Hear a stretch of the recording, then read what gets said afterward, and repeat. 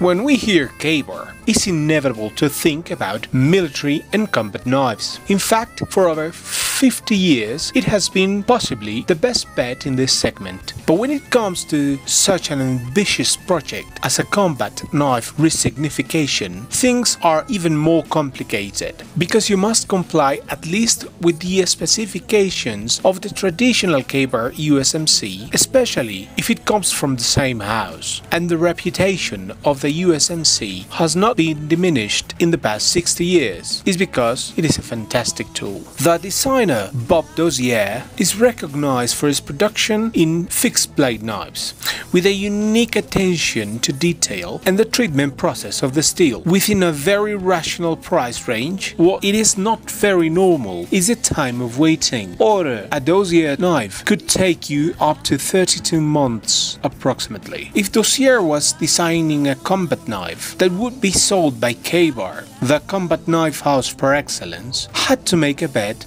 that it was both innovative and at the same time a safe one. So it chose to reduce the risks by using traditional building combined with modern but tested materials. Thus, the construction of the handle is two grips that embrace the sheath that is full profile, but the grips are made of cytal, a very durable material that is inelastic, paired with 3 Creighton inserts, which is a softer material and ensures that you have a non-slip surface. Ergonomics were to be better than the ones on the USMC, so it began by profiling the handle in an oval rather than in a circle, and the 3 surfaces of Creighton provide much certainty in management and at the same time avoiding fatigue in long-term use. Handle has a concavity for the index with a bust that resembles the subhilt that is very useful to maintain traction, removing the knife after the stabbing movement.